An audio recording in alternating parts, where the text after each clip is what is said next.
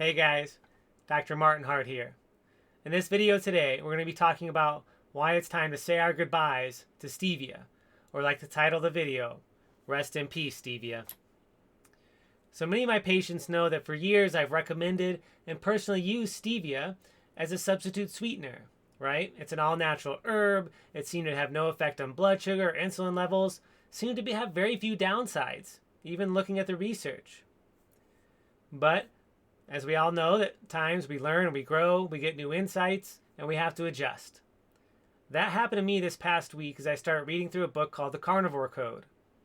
Now, in there, he mentions that stevia was used as a birth control method by some indigenous populations. Now, that's intriguing because that means that stevia has hormonal effects.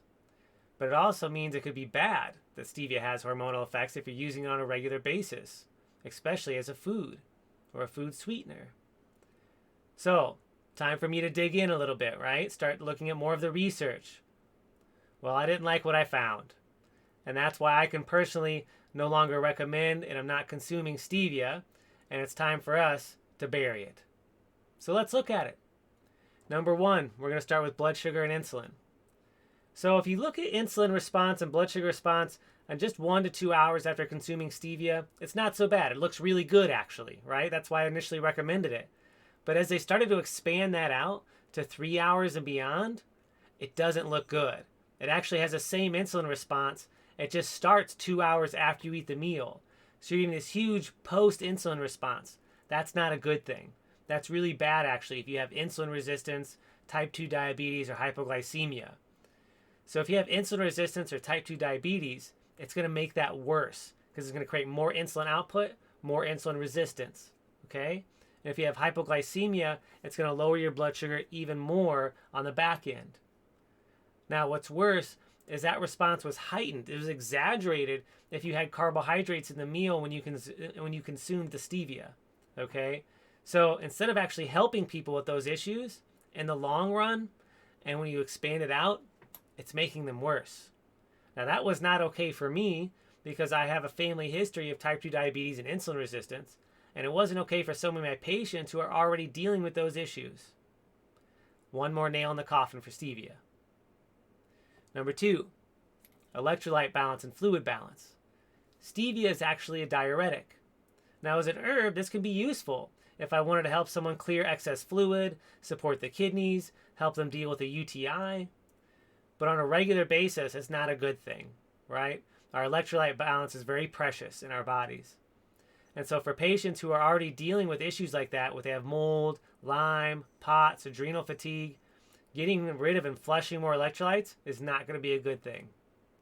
Hammer one more nail in there. Number three, the hormone issue. So in the research, it looks like stevia actually increases progesterone, which could be a really good thing. But it has a back-end problem where it blocks the progesterone receptors. So then progesterone can't actually work. Now, as a birth control, you need progesterone in order to make a pregnancy happen. What happens is most modern birth control actually mimics progesterone, so the body already thinks it's pregnant, okay? So essentially, when stevia blocks the progesterone receptors, the body can't do anything and it can't make a baby. Now, that could be good if you wanted birth control, but it's going to be really bad if you want to have a baby or if you're having infertility issues, okay? So then you don't want stevia. That's a big issue, okay? Now, I'm not recommending this as a form of birth control. Please don't try it. I have no idea how long-term effective it is, but based on the research, it's not good for you if you already have pre-existing hormone issues or are trying to get pregnant. Hammer it again, okay? Number four, the gut microbiome. Stevia is antimicrobial. It means it kills bugs, okay?